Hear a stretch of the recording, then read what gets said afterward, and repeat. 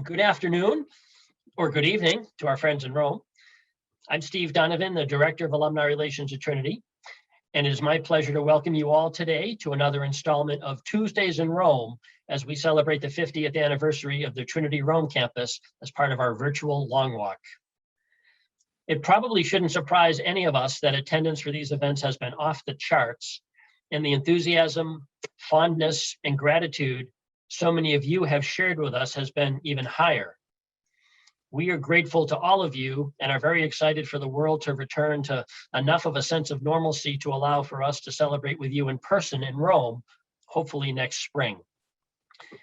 Many of you have asked how you can financially support the program, and it just so happens that tomorrow is Giving Day for Trinity. So a little bit of a plug here. Gifts made this week will count even more as they have the potential to activate some challenge funds, and also will go a long way toward enhancing Trinity pride if we reach our goal of 2,189 donors. Why that seemingly random number? It's the number of students currently enrolled at the college. We hope you'll consider making a gift of any size, and you can direct it to support the Rome campus by simply writing Rome campus in the other designation category. So go to givingday.trincall.edu to learn more and to make a gift. Now it's my pleasure to introduce a very special friend of Trinity's study away programs and the Rome campus in particular, who will say a few words and kick off the program. Dario Del Puppo is likely a familiar name to many of you, as despite his youthful appearance, he has been a faculty member at Trinity since 1986. Dario is a professor of language and cultural studies. In addition to teaching all levels of Italian language, he teaches an amazing array of courses on Italian themes that is far too long to list here, but I'll note that recently he has written and taught about food history and culture, literary representations of sensory experience, and Dante's Divine Comedy. Dario serves as the chairman of the Barbieri Endowment for Italian Culture and has worked very closely with the Rome campus for several years, including many of those as the faculty director. Dario, thank you for being with us today. Take it away. Thank you, Steve, for those kind words. And welcome to everyone. Benvenuti e buonasera e buongiorno a tutti. To all of you tuning in to today's session, as Steve mentioned, today's Tuesday in Rome will feature several distinguished faculty members from the Rome campus who will highlight fascinating and important features of the area right around the Rome campus on the Aventine Hill and in the neighborhood.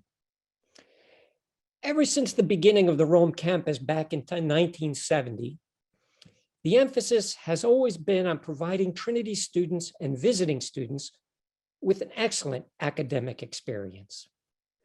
This begins, of course, with a faculty of expert scholars and teachers. When Michael Campo founded the program, he insisted on having highly qualified teachers, not just great scholars. And Livio Pestilli continued this practice of attracting fine teacher scholars to the program, and now Stephen Marth continues in this prolific vein. We have faculty members who have been with us for many decades, and also colleagues who have joined us more recently, relatively speaking. The former colleagues, those that have been here since almost the beginning of the program or in the early decades, have lent the program continuity, consistency, and they are also part of the historical memory of the Rome campus. While the newer newcomers have contributed innovations, developments, and new trends in academia, and they too will write the future chapters of the Trinity College Rome campus program. Our faculty in Rome, as well as here in Hartford, are prominent scholars in their fields, often with international reputations and who are held in very high regard. But mainly, they care deeply about their teaching and about the students. Faculty in Rome are not only instructors and guides to the great monuments around Rome and in Italy, but they also serve as advisors and often not just as academic advisors. Because of their intimate knowledge of the city and its institutions, they help students discover Rome. These faculty colleagues' ties, moreover, to prestigious cultural institutions in Rome, such as the different academies, museums, and other universities, extend the Rome campus's academic reach. In a sense, all of Rome, and not just the Aventine, is our campus. With few interruptions, moreover, faculty members from the Harvard campus have visited in Rome each semester for the last 50 years. These visiting colleagues from Harvard have introduced new ideas and courses, typically by adapting one or more of their signature courses to the Roman, Italian, or European context. Besides being professionally and personally rewarding for them, the close contact and involvement between the Rome faculty and faculty in Harvard over the decades has strengthened ties between both campuses. Over the many years that I've been at Trinity College, I've heard generations of students who, upon returning to the Harvard campus, speak highly of their experience, intellectually and also emotionally. Students returned from Rome a little more mature too. Students praise the academic quality and the support they receive there, signaling their appreciation of the Rome faculty's scholarly expertise, commitment to teaching, and their generosity in helping students find their way in Rome. Today's program features several of these distinguished colleagues, and so let me turn things over to Stephen Marth, the director of the Rome campus, who will introduce them to you. Thank you. Hi, everyone. Welcome to today's event. Thank you, Dario, for that wonderful introduction. Thank you, everyone, for joining us again for a Tuesdays in Rome. So, as Dario mentioned, from its inception, our program has not only relied on, but has been constructed around the site-specific knowledge and enormous professional, intellectual, and social networks offered by our local faculty members in Rome. Thanks to the expertise, experience, and diversity of our faculty, students at the Rome campus are given the opportunity to study a number of interconnected, locally, regionally, and globally relevant questions, both historical and contemporary in nature.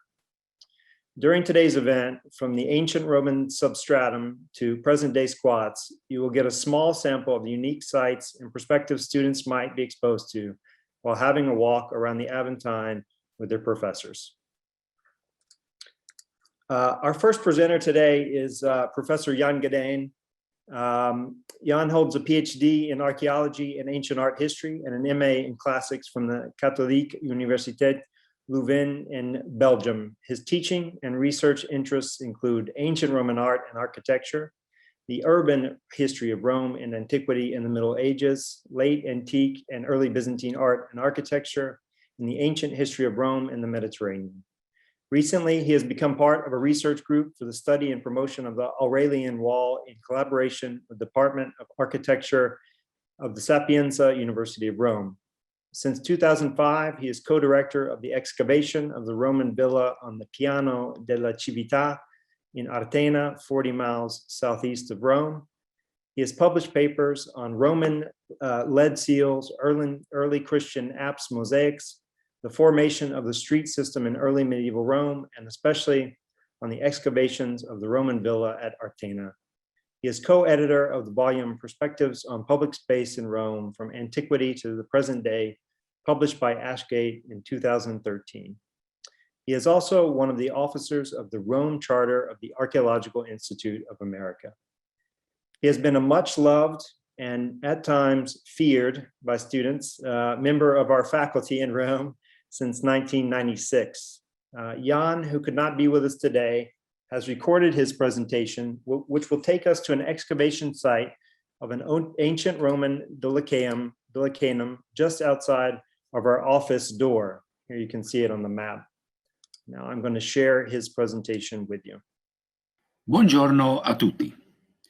The Aventine Hill, the southernmost of the 7 hills of Rome and part of the 13th Augustan region, was not only home to several aristocratic families of the city, but also to various shrines and temples dedicated to gods and goddesses from all over the Mediterranean.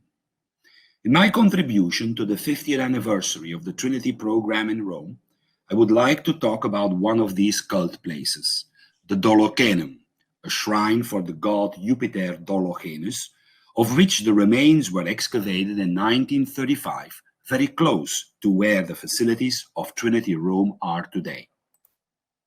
The cult of Jupiter Dolicheus originates in the east of the Mediterranean and refers to Doliche, an ancient city located in the southeast of present Turkey, but in antiquity part of the Syrian cultural historical context.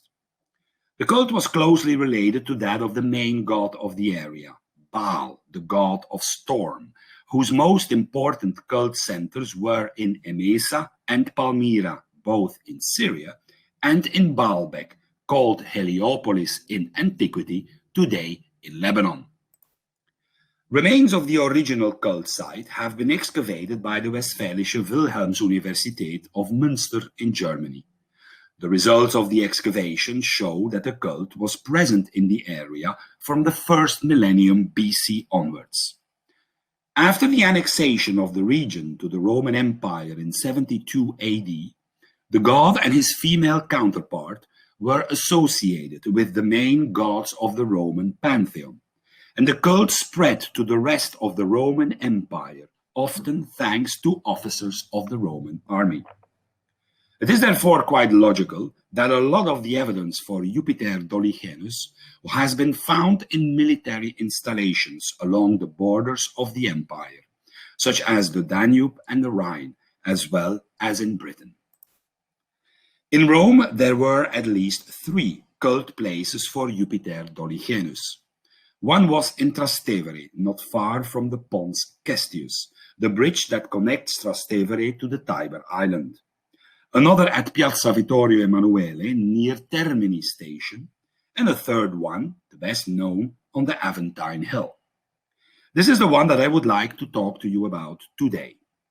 First, because it stood practically next to where the offices, library, and a classroom of Trinity Rome are located today, as you can see on the aerial view and the archaeological map of the Aventine Hill. Interesting is also the vicinity of the Dolocenum to the church of Santa Sabina. The second reason why I wanted to introduce you to this monument is that it perfectly illustrates the Mediterranean identity of Roman culture, of Roman religion, and of the city of Rome itself. The sanctuary of Jupiter Dolicheus was part of a larger building complex and was excavated in 1935. The rest of the building complex was not.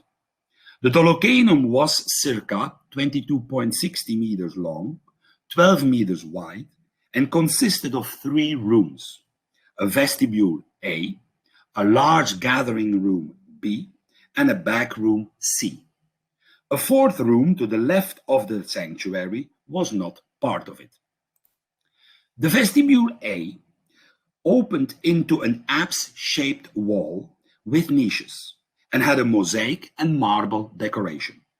The large gathering room B had long benches along the sides and 2 altars in the back.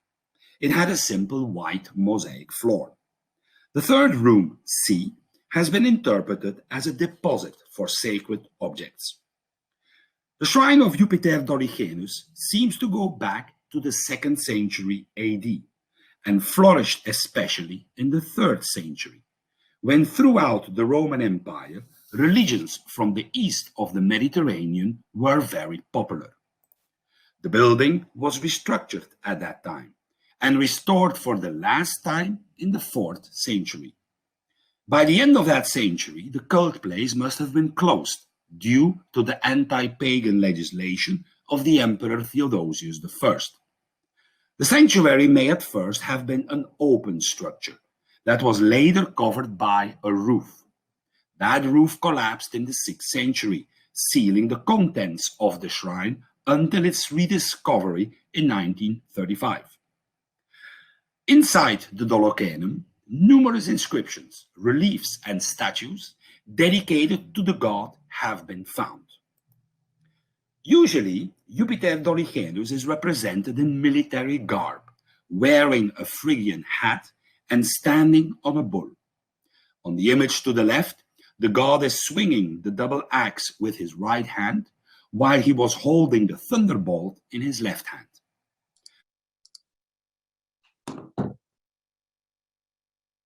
On a hind was dressed in a long garb, holding a scepter with a peacock on top of it in her left hand and a mirror in her right hand. The next two reliefs illustrate a typical aspect of Roman religion during the imperial age. On the one to the left, you can see, apart from Jupiter and Juno, many other gods. In the top left and right corner are the sun and the moon, with in between them the Dioscuri, Castor, and Pollux. Below, between Jupiter and Juno, are the Egyptian gods Serapis, with a cylindrical hat, and Isis. On the relief to the right, you can see a small figure at the bottom, represented frontally in a praying pose, a popular iconography also in early Christian art. The name of the person who dedicated this relief, Publius Albius Euhelpistus, suggests that he was of Eastern Mediterranean origin. The presence of the different gods within the same ritual context illustrates the syncretistic character of Roman religion at that time. Roman gods, Egyptian gods, Romanized Syrian gods, cosmic gods, or are integrated in a single belief system with Jupiter and Juno at the top. We see this also in the altar dedicated around 150 AD to the Emperor Antoninus Pius, by the association of the measurers of weights and contents. The altar is decorated with an image of the moon goddess and matched a second altar with the image of the sun god. The association links itself to Hercules, traditionally a protector of trade and commerce. Also in this case, the name of the dedicating person, Quintus Domitius Philomenus, is of Greek or Eastern origin. The next image shows a statue group of the goddess Diana, with Hind and Ifignia, and a statue of the god Sylvanus. Just like the other artifacts, also these were found in the Dolocenum. The group with Diana reminds us of the fact that there was a temple for her on the Aventine Hill, of which the foundation was traced back to the times of the kings. Scholars don't agree, however, over the meaning of this sculpture in the context of the Dolocenum. This shows the complexity of the symbolism of the cult, and probably also the personal character of many of these dedications. The statue of Sylvanus, who is 100% italic god, can be related to the power of Jupiter Dolicheus as the god who guaranteed prosperity and fertility. The sanctuary of Jupiter Dolicheus is a great example of the multi-layered identity of ancient Rome and the Mediterranean. It illustrates the inclusive character of Roman culture and religion. This can be seen very well in the religious topography of the Aventine Hill itself, as shown on the map. Next to temples for traditional Roman gods, such as Minerva and Diana, there were cult places for Egyptian and Syrian gods, a Mithraeum or shrine for the Persian god Mithras, and eventually early Christian churches, namely Santa Sabina and Santa Prisca, consolidating the diffusion of the Christian religion from the early 4th century onwards. Rome is often called a layered city. Most of the time, this concept is applied to the material city. Rome as a place where different buildings from different phases have been fused into a single urban image. But Rome, as any city with a history, is much more than that. It is a layered city also in the way that elements from all over the Mediterranean have been absorbed into a multicultural process of continuous transformation and reinvention. Thank you. Okay, I'd like to thank Jan for sharing that with us, that wonderful visit. I'd now like from right here outside of the office, we are now going to move from there. So you can see where the convent is here on the map, and This is now where our current offices are, in between here, the convent, and the site that Jan was talking about. From there, we're going to move to the Basilica of Santa Sabina, just down the road, which we'll hear from Professor Valentino Pache, who I'll introduce now. So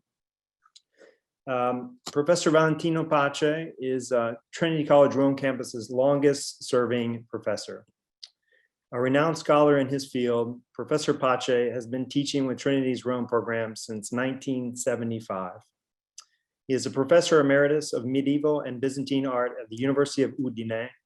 He has served as a visiting professor and fellow in numerous Italian and international institutions, including Humboldt University of Berlin, Johns Hopkins University, Princeton University, the Sapienza University of Rome, Roma Tre University, and the University of Naples, L'Orientale.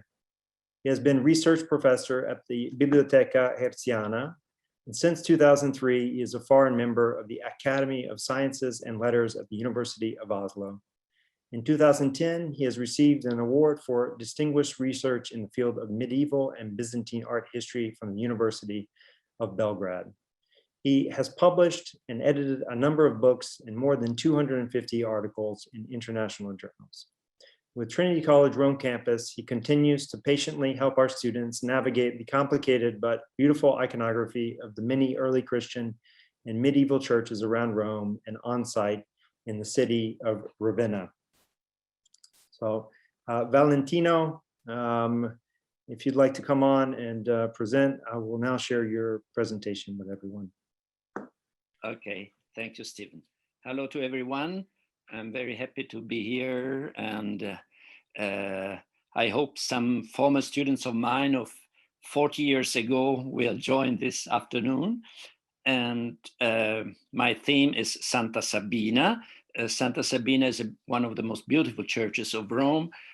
You could see it on the top right slide if there hadn't been any tree, but they hide the church from below.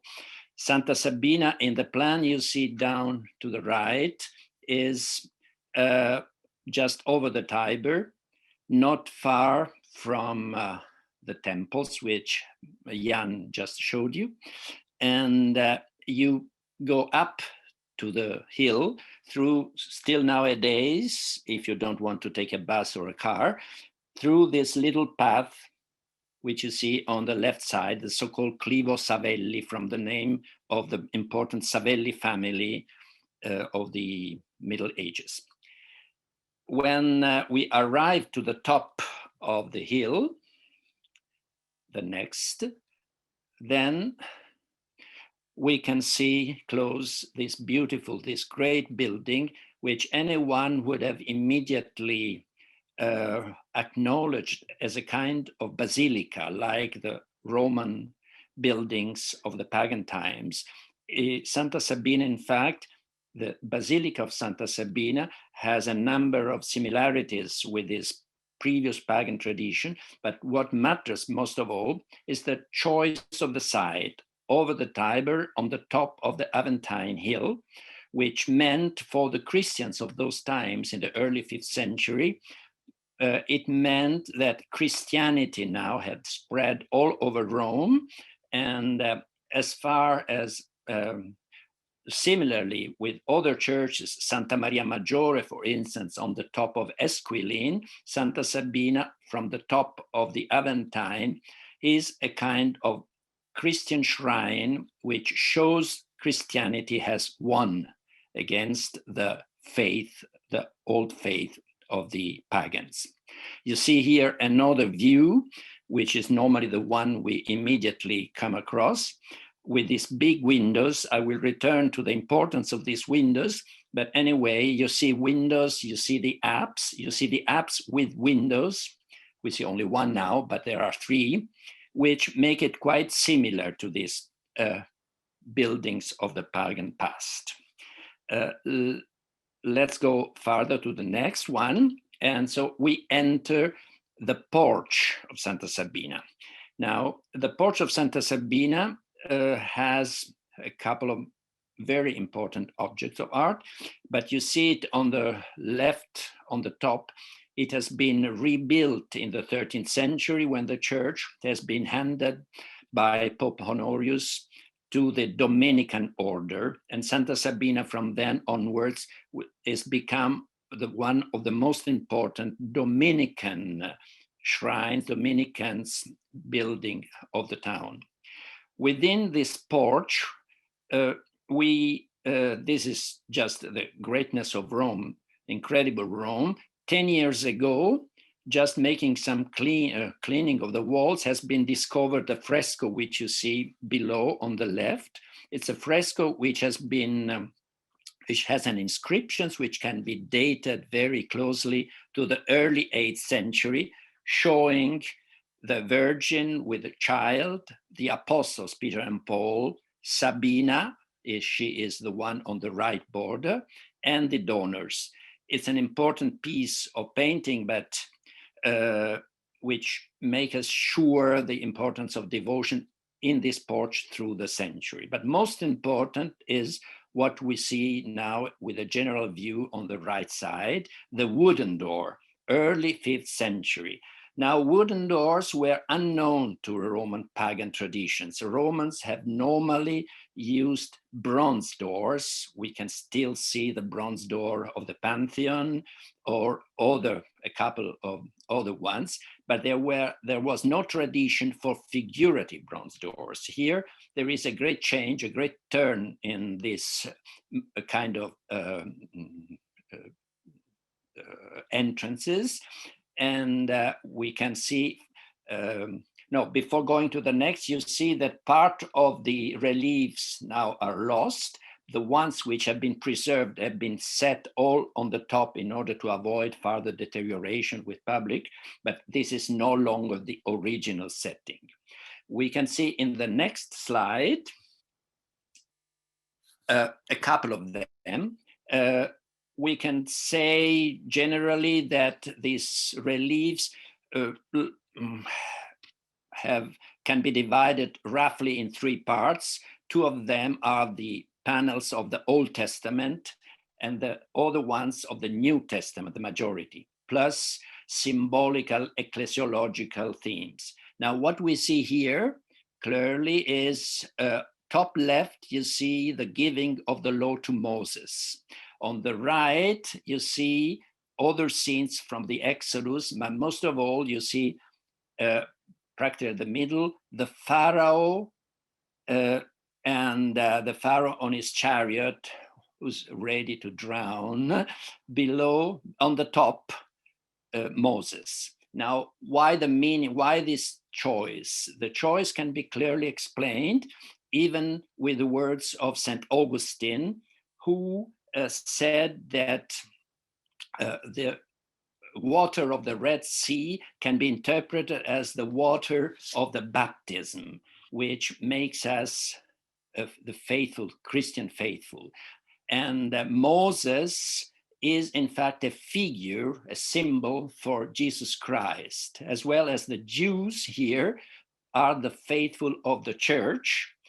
And last of all, the death of the Egyptians meant the death of the sin. We may not be able to understand immediately this symbolism, but what matters to us is that these panels had a very strong connection to the Christian faith. There was not only Old Testament, as I said, but we can proceed to the next slide and see scenes from the New Testament, adoration of the Magi, crucifixion, and ascension.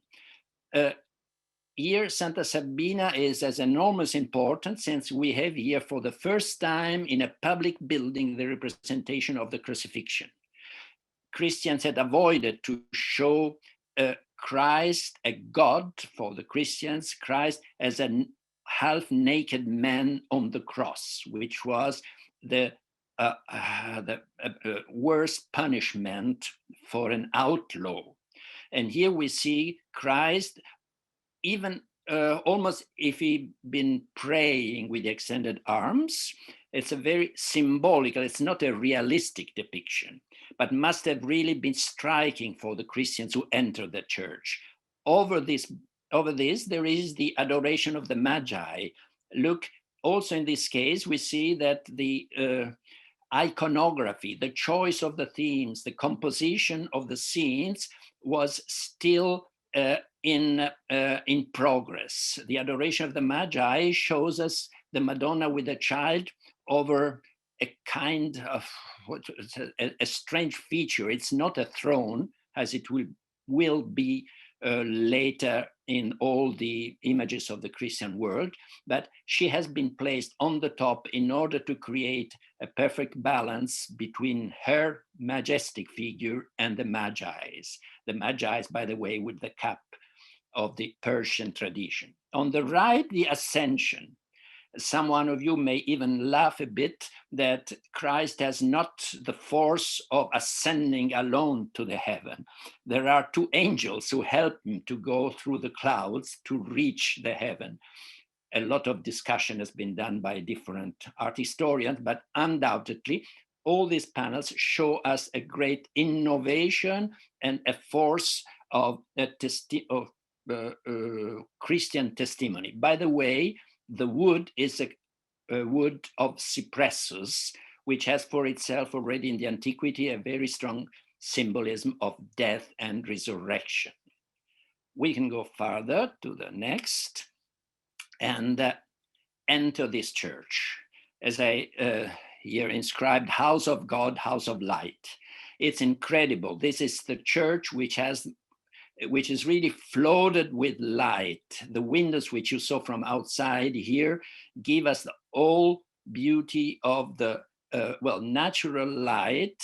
And we must remember that according to the Gospel, St. John 10, Christ called himself, I am the light. And any Christian would have understood to be in this building as floated by the light of Christ. They were now in the perfect, in a territory practically of sanctity. But beyond this, we must not overlook the beauty of the columns of the capitals.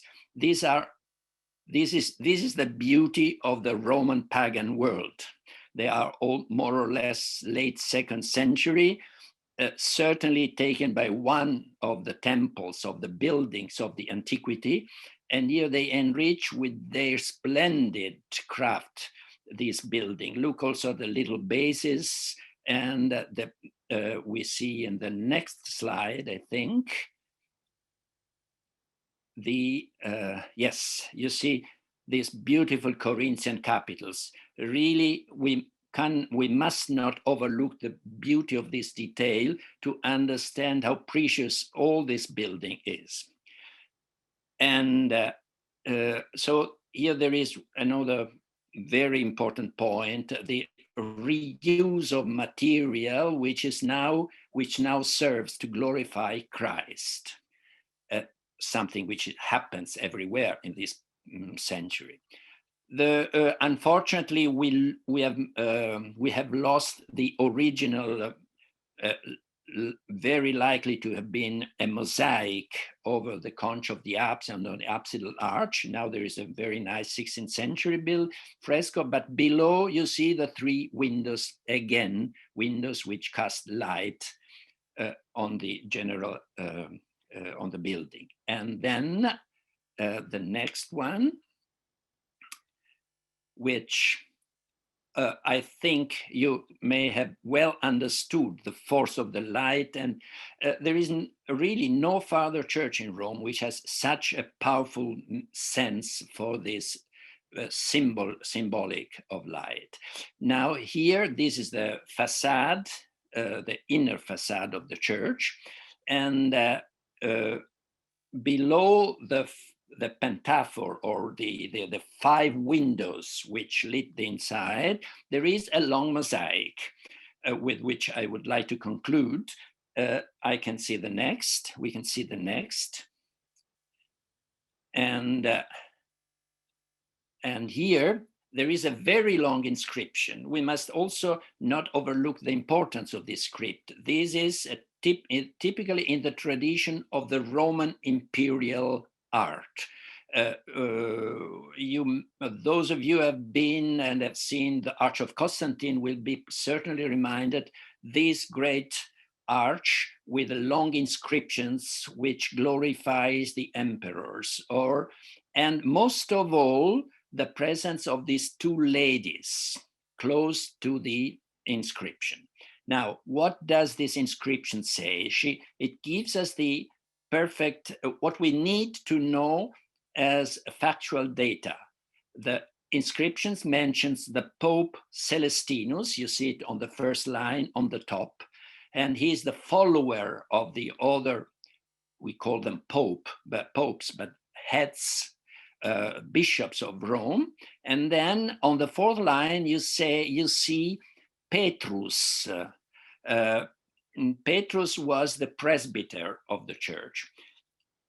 And the letters are golden letters over blue. Again, here a very strong symbolical meaning, the gold and blue together to understand the beauty of the universe in some way.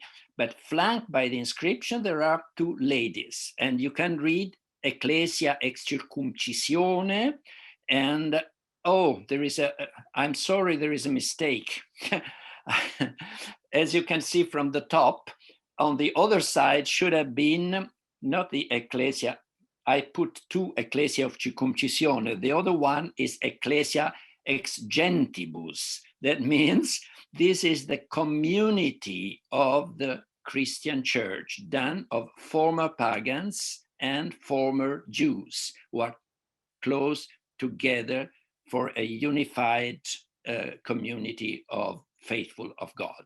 So this mosaic would have been matched by the other mosaic on the conch, and all in the whole, all together in this beautiful setting of light, of preciosity, which makes out of this building really one of the highest masterpieces of Christian Rome.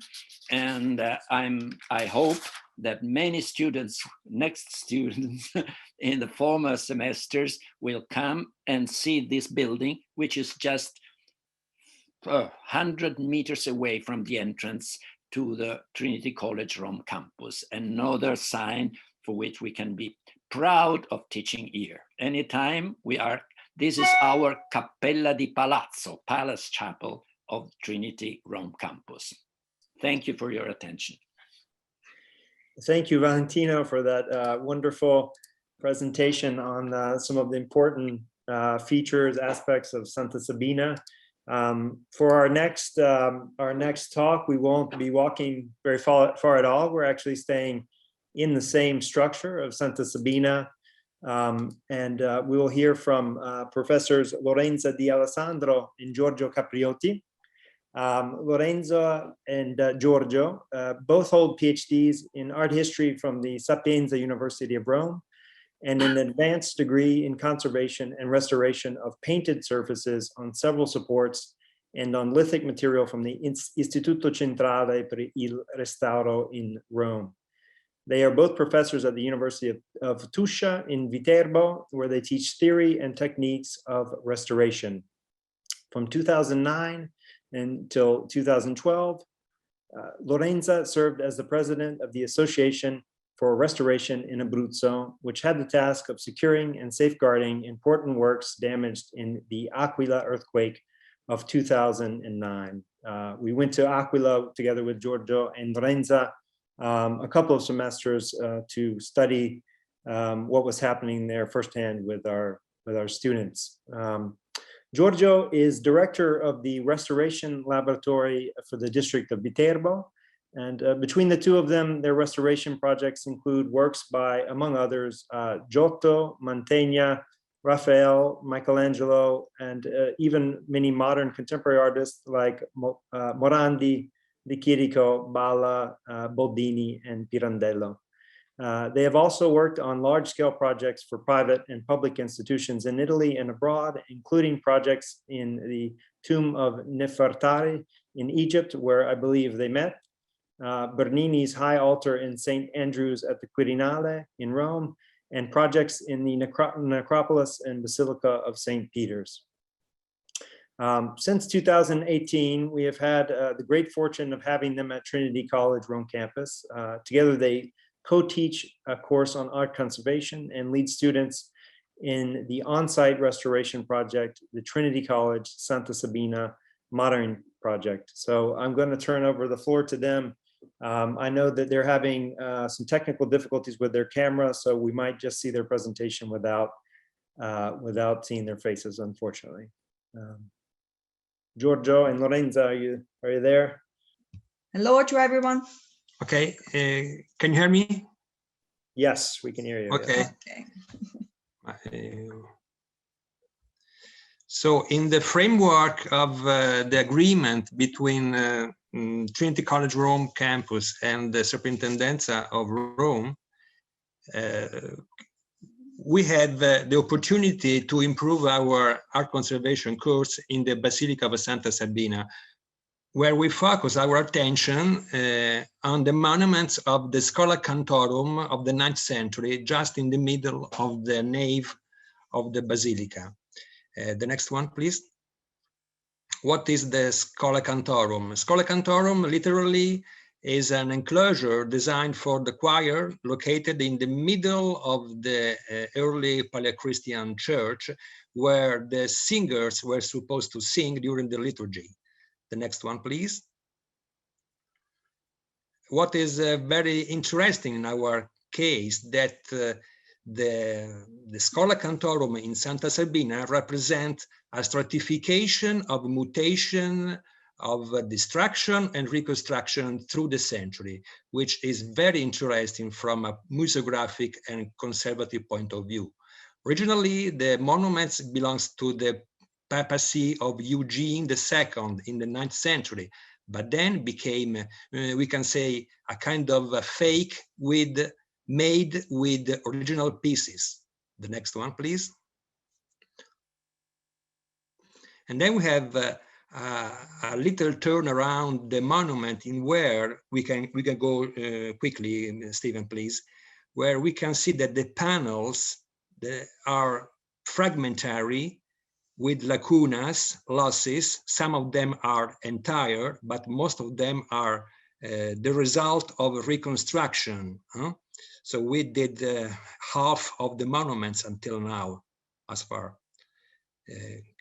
So there are fillings with mortars made in gypsum, made in cement, in other materials. Go ahead, please. And the aim of our investigation is just to understand better what is original, what is not, because there is a coloring matching that has been applied later that make everything so confused and so ambiguous. The next one, please. So the story starts from Domenico Fontana, the architect of the Pope Sixtus V, the late 16th century, when the Pope decided to destroy the monument because the new liturgy of the Counter-Reformed Church didn't like anymore the space of the medieval church. So Domenico Fontana destroyed the Scolacantorum using the pieces as blocks for the new floor of the Basilica. The next.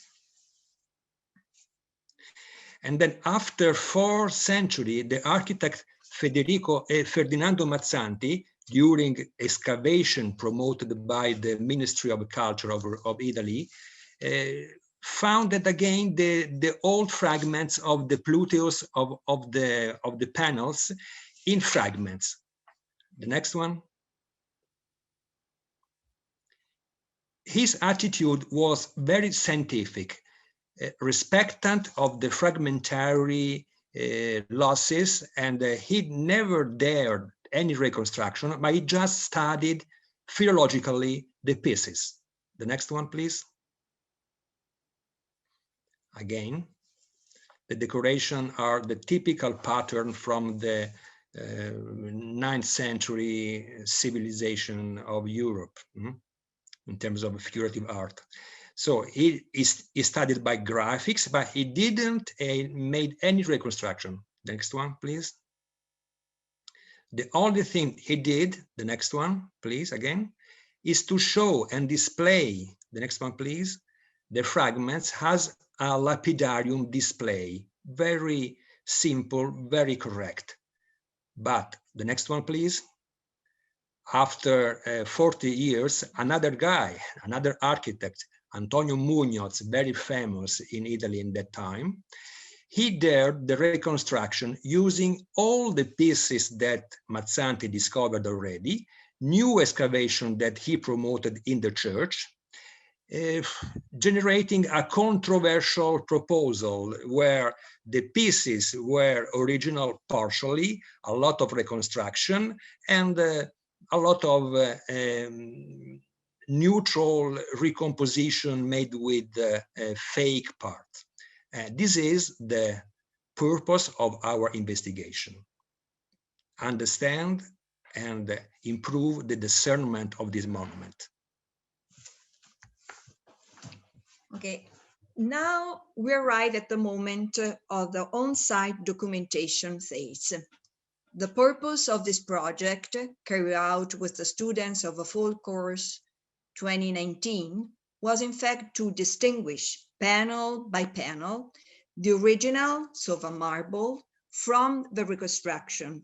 So the part where we're fake, like Giorgio was saying, made in cement. No, can you go back, please? Like, you know, they're made in, no, you go to further, okay, in cement, in lime mortar, and other pouring materials. So the aim was to distinguish panel by panel the original from the reconstruction in order to seize a general condition survey of a monument. Next one, okay. So how to document this? By mapping a series of information related to this specific monument made on a photographic base that reproduced the monument. Next one, please. And we have to focusing on two items: identification of areas, that means distinguish the original areas from the reconstruction parts, so the marbles from the others materials, and the state of conservation, that means the phenomena of decay. To do this, we have to develop a legend made up of a specific voice. Here we can see the different voices, in fact, that we thought they were necessary, they were selected, and we have to report in a draft copy. Next one, please, in fact.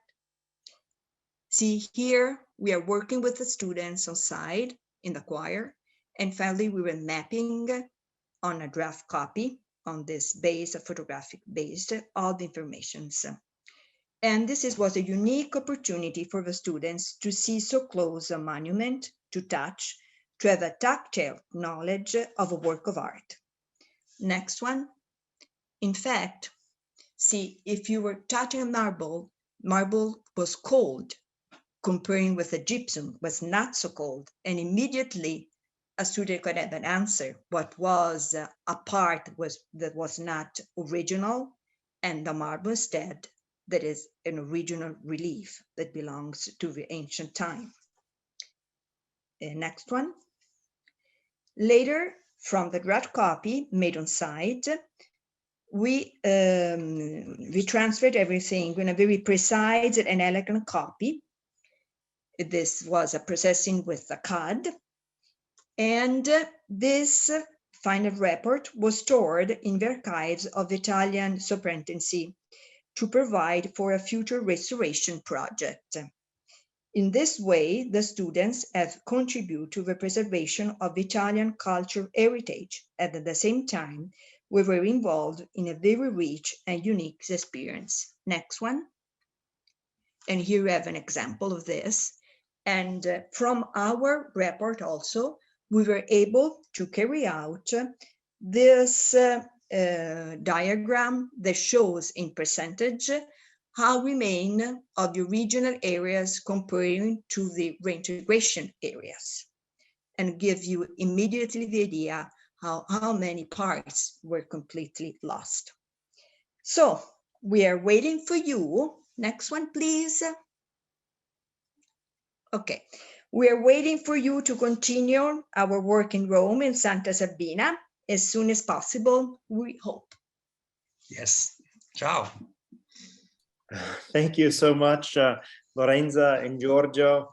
That was a wonderful presentation. We at Trinity College Rome campus, we've been incredibly excited about this new project, that Santa Sabina monitoring project, and which has been very much thanks to their work and connections. So we are ready to get back to doing that with students as soon as possible.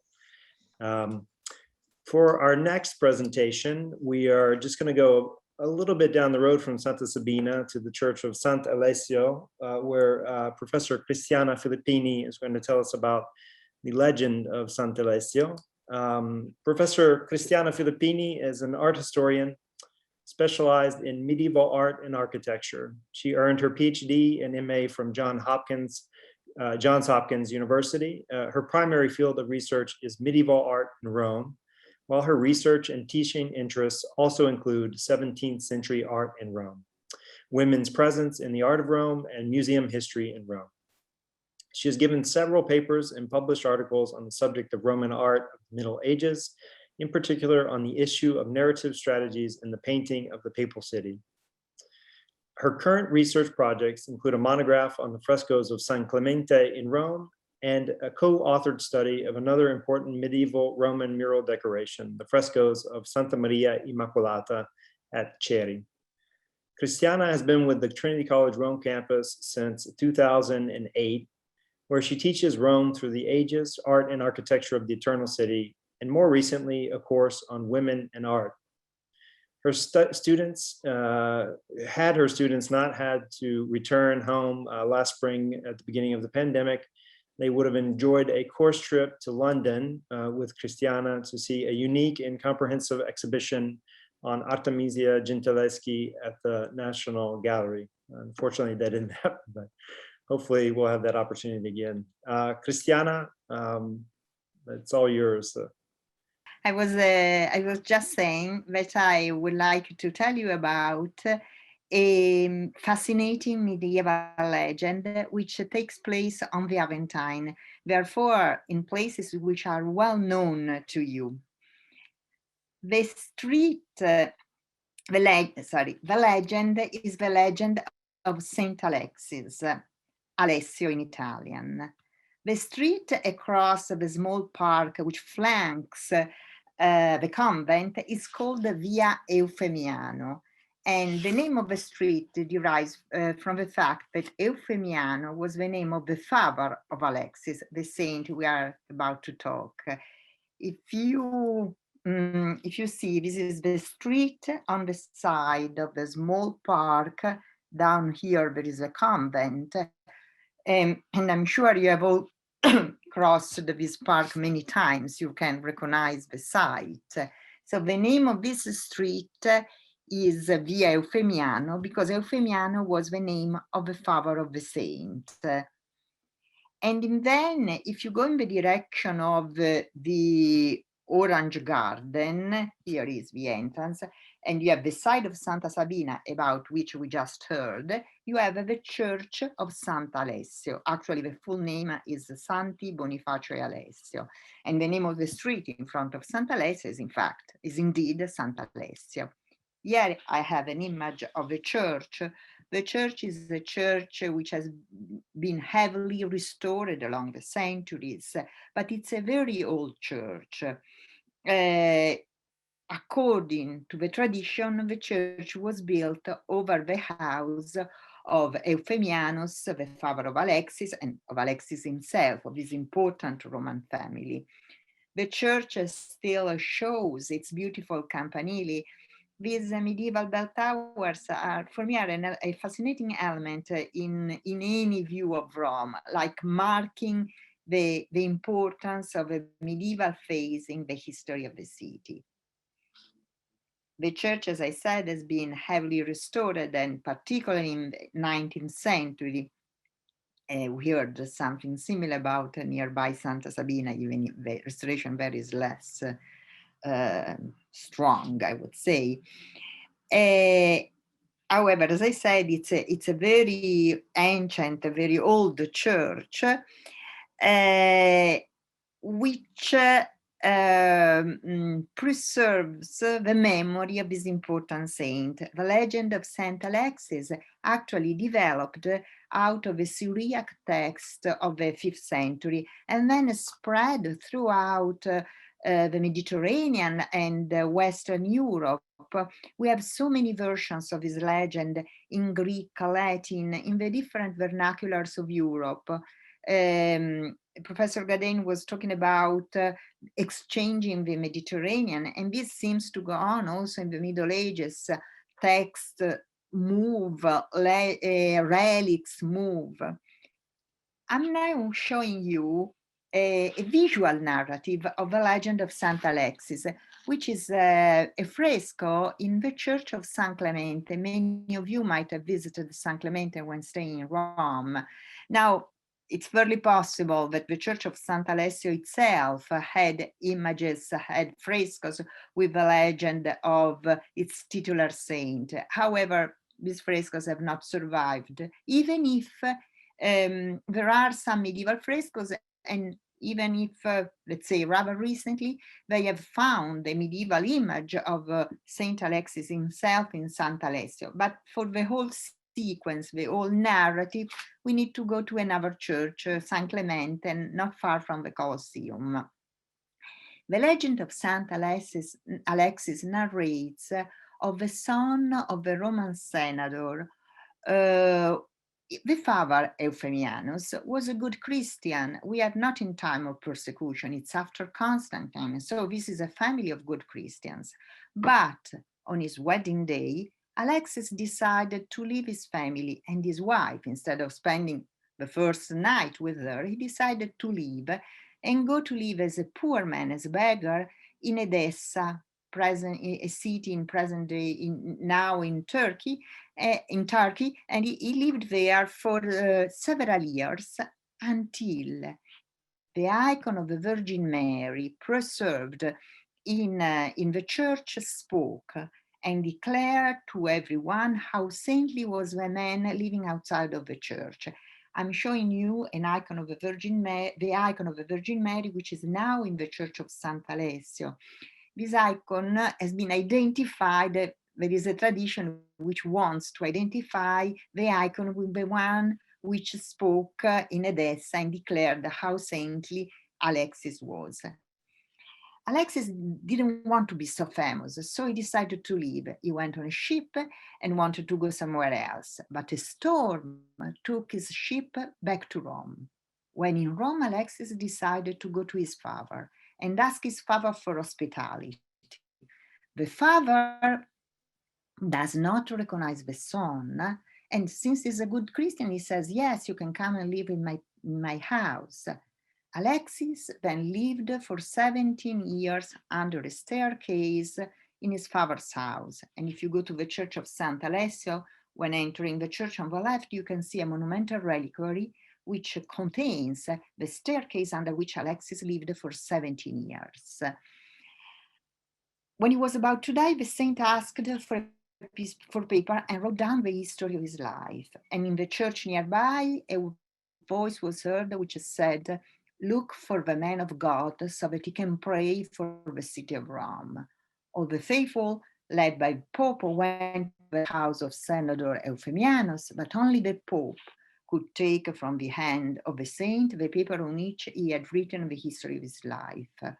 And in the last scene, we see the despair, the sorrow of the parents and wife when they found out who is the saint who has been living with them who is the man who has been living with them for so long, and they didn't know, they didn't recognize.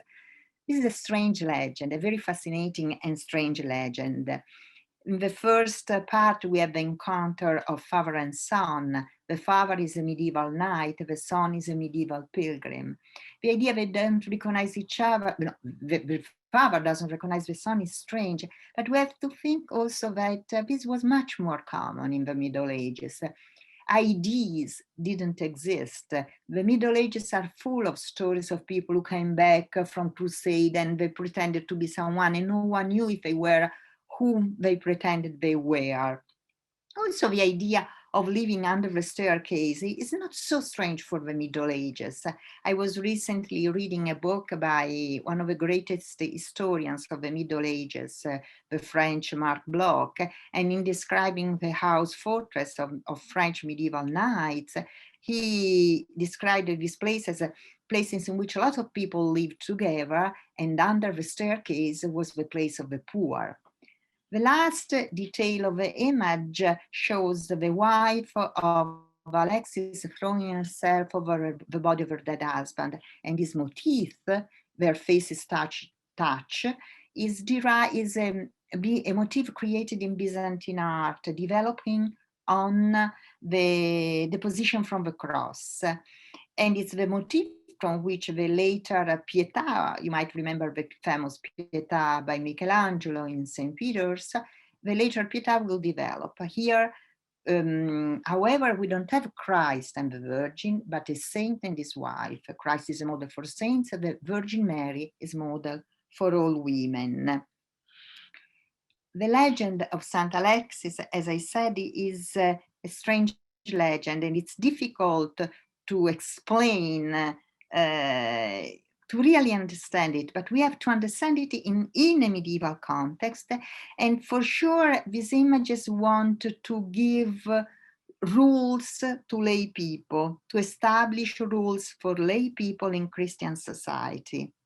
Professor Pache, we just heard, wrote a very interesting article on this image, focusing on Alexis as an example of chastity and charity. I've been busy with this image for quite a bit. I'm still busy with it. And I wanted to share this legend with you who already know the place, and to share with you the fascination and the interest in this incredible story and incredible images. Thank you. Thank you, Christiana. That's both a story, a legend, and a place that I didn't know very much about at all. So that was very interesting to hear about. We are now going to move from the Middle Ages, from the medieval period to the 1800s. We're going to do a bit of jump in time to an area still up here in on the Aventine, not too far away. To the 1800s to talk about a monument dedicated to Matzini, right down the hill from the convent. And our presenter will be Professor Simon Martin. Simon Martin holds a PhD from University College London.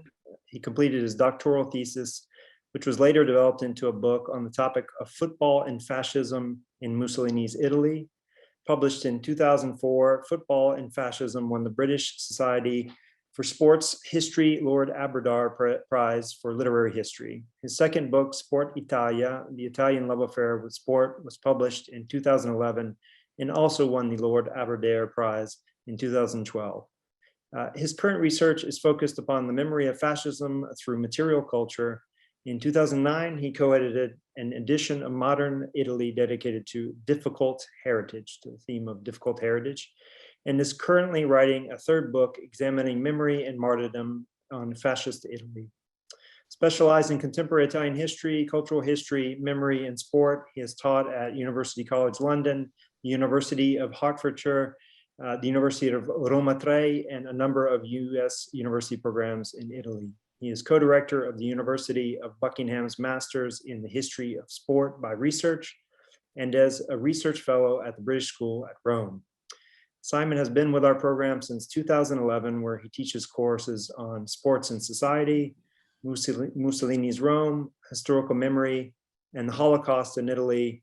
And anyone traveling with his weekend course trip might have the odd but fascinating opportunity of visiting the museums of Ferrari and Lamborghini, together with Mussolini's hometown and an Italian concentration camp, all in just 48 hours. So Simon, I've stopped sharing and I'll hand it over to you. I just want to quickly tell everyone that after Simon, we have one other presentation. And so I hope you'll all stay with us for this more modern contemporary part of today's event. So thanks for that that intro. Yeah, it's my task to bring us into the contemporary period, so I'm going to try and do that by looking at Matzini's monument, as Stephen said, at the bottom of the Aventine Hill. Now, Matzini, very briefly, I think in terms of the monument, we need to think about him in the context of the three great heroes of the Risorgimento, of the unification of Italy, what I kind of call Italy's founding fathers here. Giuseppe Garibaldi, who many people have probably heard about, there in sporting his red shirt, the hero, the real activist leading the voyage, the expedition of the 1,000 from southern Italy, uniting Italy from the south.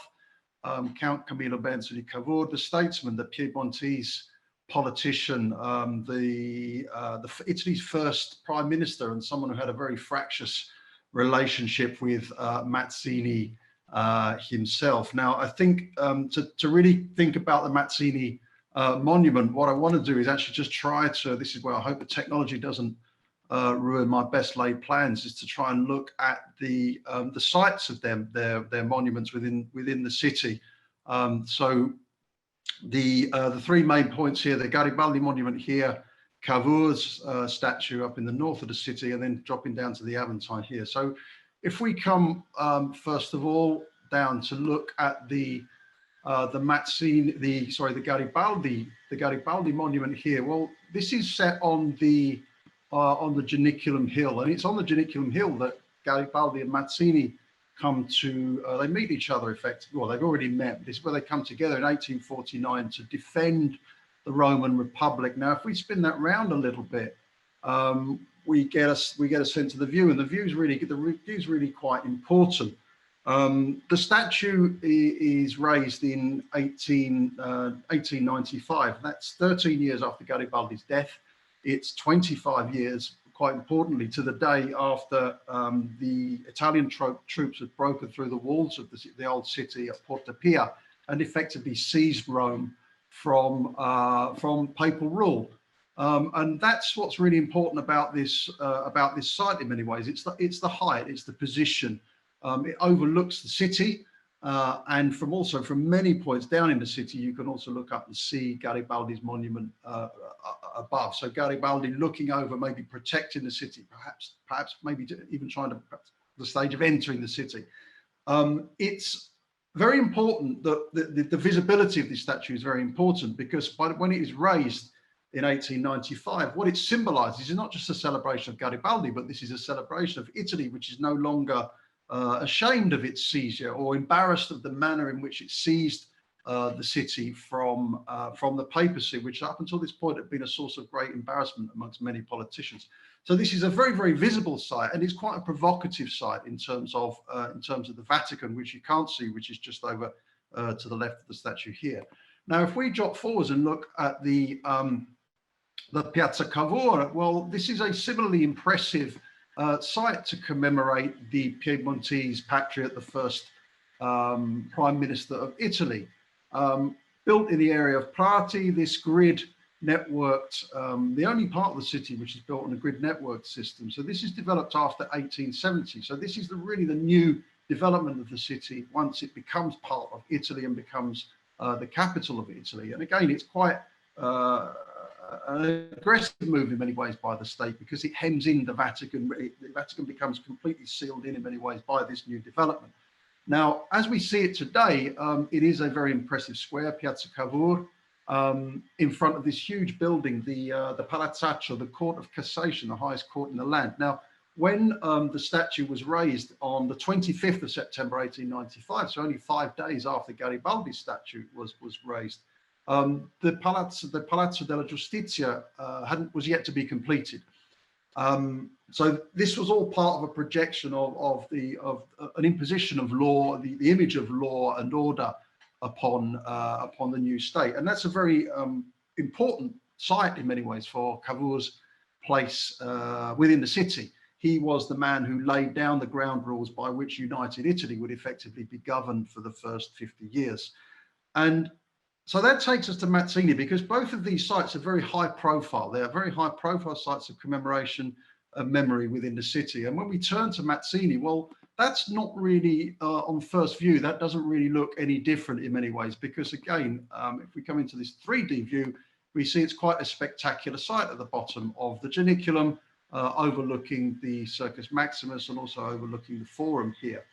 But I think when we look at this in a slightly different way, we go down to just have a look at this on Street View of Google, if it'll let me do that. What we can see is, yeah, we get a good view of the Palatine, but effectively it's on this main road. And if I can now spin this around, as it now won't work, great, okay, not to worry. If we could spin that image around, you get a view, there we are, of the statue, which is effectively on a main thoroughfare. It's on a main road, so it's outside of the city centre. It's down. If we shift this map up, here it is. It's outside of the old city centre up here, on a main road. It's a less prominent visible site. It gets far fewer passers by. So we have to ask, well, why does Mazzini? Why does he merit this kind of, well, almost a relegation in many ways in terms of his memory? And I think there's a clear reason that explains that, and that's his republicanism. That's the problem with Mazzini. Mazzini never gives up the struggle against United Italy's monarchical constitution. So at the same time as he's a hero of the Risorgimento, he's also an enemy in many ways. He's a hero of the motherland and an enemy of the motherland at the same time, because he's quite fiercely opposed to the nature of the Italian state, which is still built around the monarchy. So the Italian parliament has to wait for an appropriate time to officially honor him as a national hero. And that's really what takes such a long while. Now, the statue itself is very much an allegorical portrayal of Mazzini's ideas and his aspirations for liberty, and also a representation of the struggle against the despotic rule of the previous papal authorities. There are over 100 figures in this high and low relief frieze of around 27 meters long, and it begins on the right-hand side. So it runs from the right side here along the front and concludes to the left side of Garibaldi here. Now, on the right side here, we have an image of the desire for freedom, and this is represented in this image of Italia, or of young Italy, Giovane Italia, and this is the name of Garibaldi's own revolutionary organization, which he forms in 1831, which is a real driving force behind the early Risorgimento movement. At the feet of Garibaldi, well, beneath his right foot, is a symbol of action here. And at the bottom here, we have thought, two quite pensive, thoughtful characters. Action and thought are again key words of Mazzini's revolutionary strategy. And in between these two figures on the front of the statue, what we can see is the image of the triumphal revolutionary struggle. Once again, the conflict, the struggle against despotism. And the frieze, the story concludes naturally with victory on the left side. And this is representation in this celebration here of the goddess of Rome, Rome becoming eventually the capital in 1870, as I said, of Italy. Now, the campaign to raise this statue is quite indicative. It's quite important because the law on the national monument to Mazzini was passed in July 1890, and 150,000 lire were put aside by the Interior Ministry to build the statue. Now, that's quite interesting because it's only half of the cost that was allocated to the statue for Cavour, who was a much more of an establishment figure, and 1/6 of that for the celebration of Garibaldi that I showed the position of right at the beginning. Okay, so as I said, the monument to Mazzini, the law on the monument to Mazzini was made in 1890 in July, and 150,000 lire was put aside to fund this by the Interior Ministry, and that was only half of the money that was put aside for that of Cavour, and 1/6 of the money for that of Garibaldi. So it's an indication of the reduced importance given by Parliament to Mazzini, the concerns that it still had about what Mazzini actually represented in this republicanism. And that it took a further 60 years to raise the statue showed that it was not only, this statue was not just about commemorating Mazzini, it was also being appropriated by a variety of political purposes. The statue was sculpted by quite a radical Republican Democrat, anti-clerical and Freemason sculptor, Ettore Ferrari, and it was his decision to place it on the Aventine Hill in 1914. The raising of the statue was delayed by the First World War, and it was delayed again by the arrival of fascism.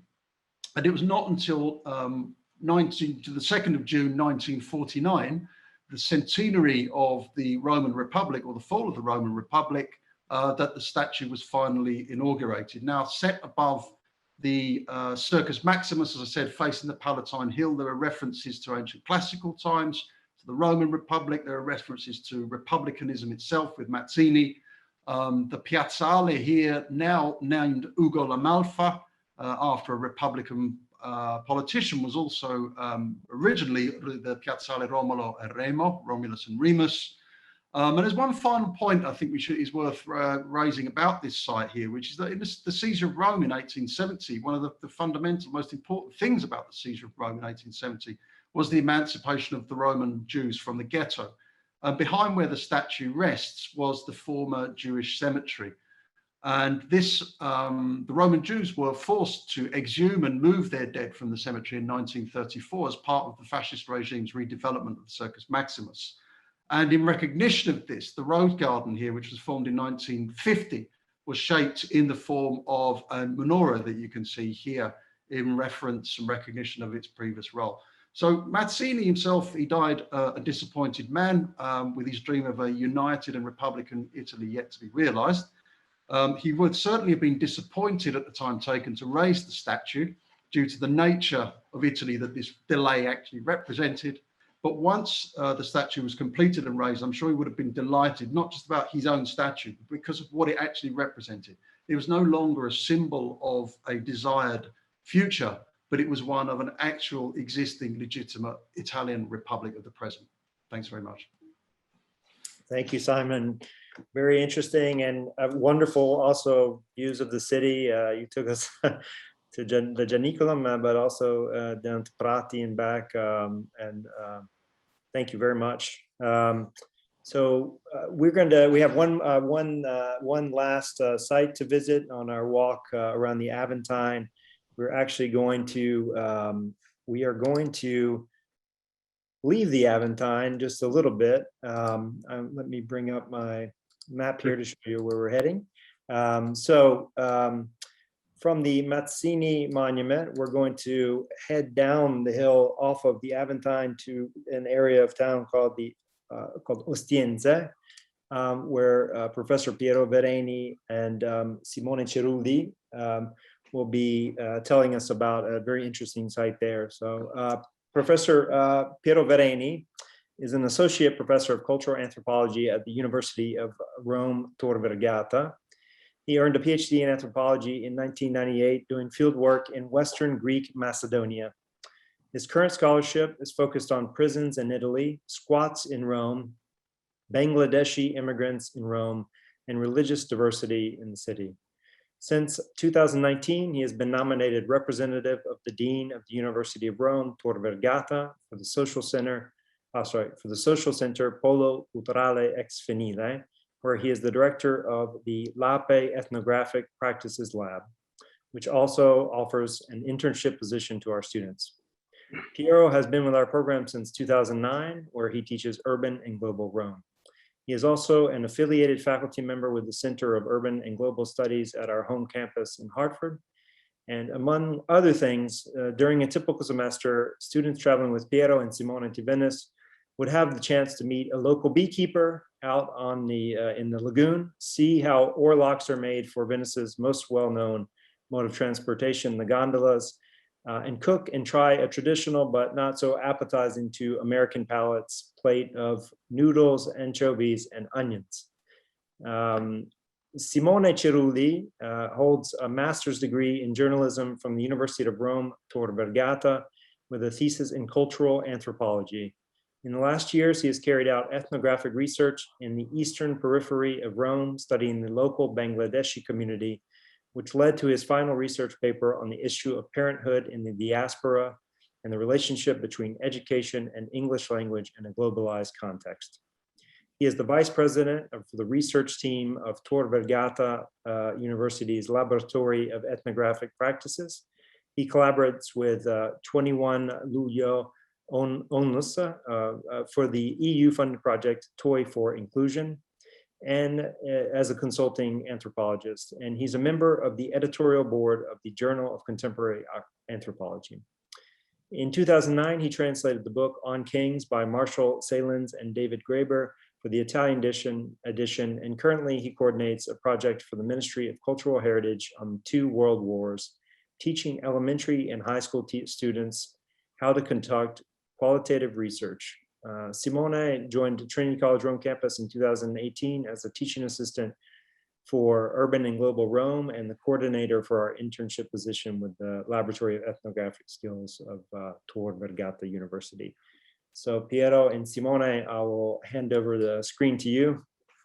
We go for, during the semester, we go and visit also a squat, an occupied building. Okay, the lesson that we as Urban and Global do in the squat of the Porto Fluviale, that's the name, is important from a theoretical and teaching point of view, because the aim of this case study is to teach students that the same physical object can have different and very divergent interpretations depending on the context in which it is read. The house as a physical object is endowed with specific values, not only economic, but also moral ones. The house can be seen as an elementary need, corresponding therefore to an essential right, or in other contexts, the house can be seen as a commodity, something produced and made available, like any other commodities, to be transacted according to the law of supply and demand, depending on whether our interpretation leans toward the system of needs or the system of commodities. The cultural, moral, and political meaning of the act of squatting will be quite different and may vary from act of exercising a right to explicit crime. So let's see now a short documentary dedicated precisely to explaining the meaning of the occupation of Porto Fluviale from the point of view of the squatters. The video was made by Lucrezia Lozza, a journalism student, for her master in international journalism at Cardiff University, United Kingdom. And as you will see, I participated in making it.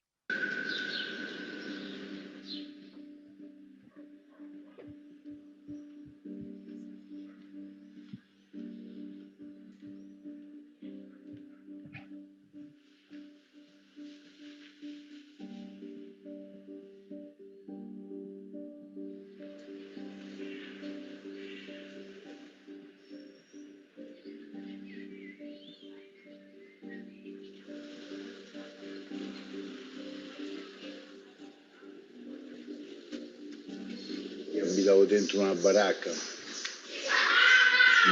di legno, senza luce, senza acqua.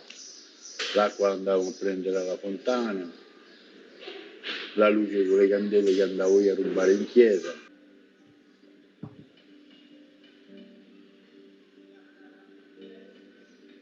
Abbiamo trovato di tutto, polvere alta 1,5 metri da terra di polvere, che questo posto era chiuso da 10 anni.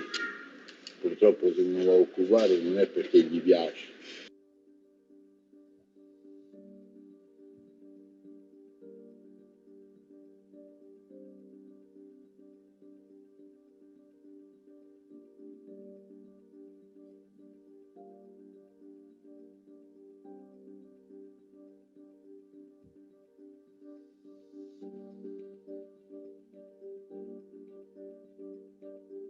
Guadagnando all'incirca 900 euro, neanche 1000 euro al mese, e ho girato diversi appartamenti affittando solo stanze. Quindi quando sono rimasta incinta di mia figlia, la signora che mi affittava la casa mi ha invitato ad uscire. Per i primi giorni, non sapendo dove andare, il primo paio di settimane sono rimasta a abitare a dormire in macchina. Ho parlato con una ragazza che conoscevo e lei ci ha invitati a condividere la sua casa, e da lì che ho conosciuto la realtà delle occupazioni, perché lei abitava già in un'occupazione abitativa e è stata chiaramente una delle persone che più mi ha aiutata ad uscire dall'idea che quel problema ce l'avessi solo io. Io l'affitto, cioè, non ci sarei mai potuto riuscire perché vivo con 280 euro al mese di invalidità. Nel mercato immobiliare non veniva considerato un caso come il mio, e che il caso come il mio non era un caso, ma erano migliaia di casi a Roma.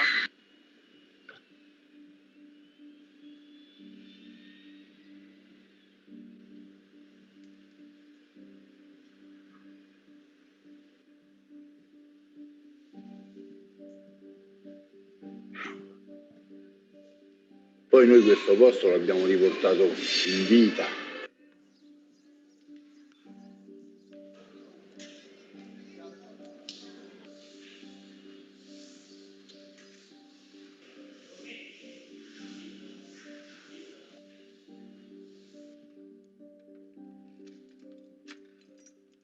Noi non togliamo le case agli altri, perché sarebbe una stupidaggine quello, no? Noi togliamo i palazzi del degrado, perché questo era abbandonato al degrado. Sicuramente le occupazioni sono nate, si sono prodotte in una città come Roma originariamente per rispondere al bisogno della casa, di un tetto, cioè un bisogno primario.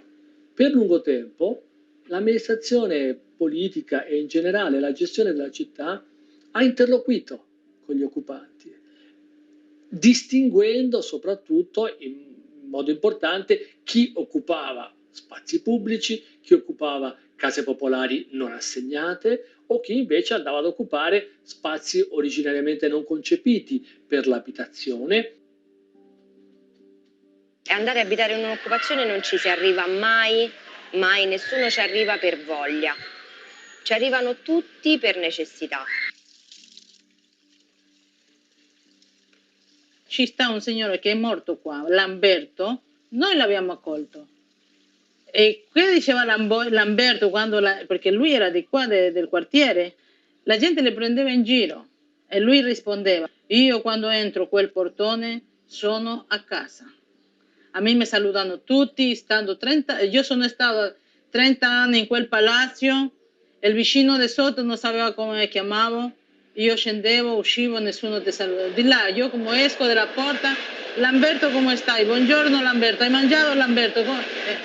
Lui era proprio innamorato di queste poste. Il vivere collettivo è difficilissimo, ma crea qualcosa di, passami la parola, magico. Le persone quando si mettono insieme, quando si conoscono, iniziano anche a sapere, a conoscere quali sono i passi in avanti che si possono fare insieme.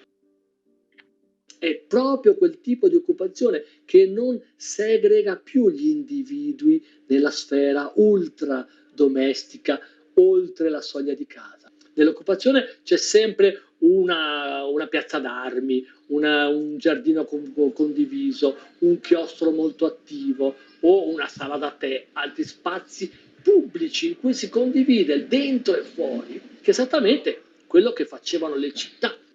Le occupazioni dicono: guardate che ci può ancora essere un'idea di spazio comune dentro la città. La città non è condannata a un'alternativa rigida tra privato domestico e pubblico mercantile. C'è anche lo spazio condiviso dell'occupazione. Non ti fa giocare poi. Vai che c'è il 10. Cerchiamo di capire come ridare tutto questo spazio che noi abbiamo in comune, farlo utilizzare anche agli altri, per cui è nato 9 anni fa, 8 anni fa, è nato il progetto della sala da tè come spazio sociale, ok? Dove le persone potevano incontrarsi, anche un luogo di attraversamento per poter poi conoscere quello che è la realtà abitativa. E da lì è stato tutto un crescendo di iniziative, per cui sono nati laboratori che ormai sono permanenti. È comunque ormai adesso è un posto bello. È come se le occupazioni, in maniera abbastanza paradossale, me ne rendo conto, insomma, no, propongono quasi una buona pratica urbana, uno spazio urbano che si sa rigenerare, sa ancora creare relazioni tra i membri che lo attraversano.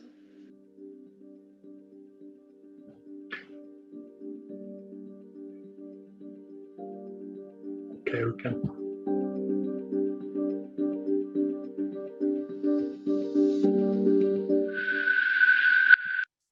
Okay, so just to tell you that with this lesson, by taking the students there in this squat and in other squats, and we do not want to give students a moral frame within which to interpret occupations, but rather to teach them that the moral frames people use can be very different, and that globalization, by making available at a distance moral patterns elaborated on one side and consumed on the other, forces us to take this possible divergence into account when we study and we know the word.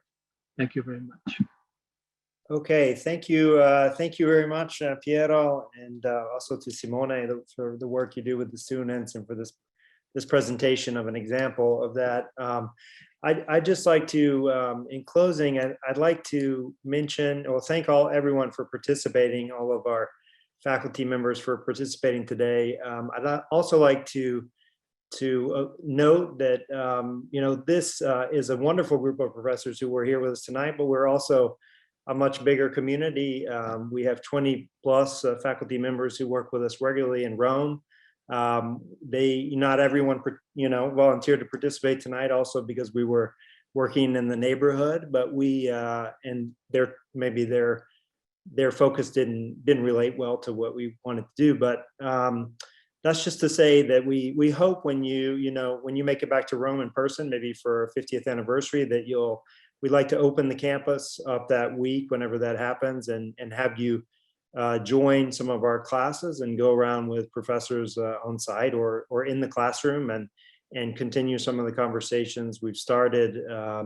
It would be, I know that many of you probably have some questions about some of the things that have been presented, and I think today we've gone a good bit over our time, and so we'll probably wrap it up. But maybe when you're in Rome, or if you have questions, you can certainly send them to us, and we'll get them to the professors. In relation to that, if you want to know more about our faculty in Rome, our website has recently been redesigned, and so all of their profiles are on there, together with some videos that they've made that explain the courses that they teach in Rome. So I would encourage everyone to go and to check that out. Thank you everyone for joining us. Thank you, Dario Del Puppo, for joining us and introducing the event. I'd just like to let everyone know, as we're closing here, just remind everyone that next month we will continue the Tuesdays in Rome events. We'll have we'll be doing things all 4 Tuesdays, weekly group cooking classes, which will be led by a chef who works with us as an internship sponsor in Rome. We'll be getting you more information about how to sign up for those very soon, and we hope that you will participate. So thanks again to all of you for sticking on for the duration of tonight's event. I hope you enjoyed it. Okay, buona serata. Ciao.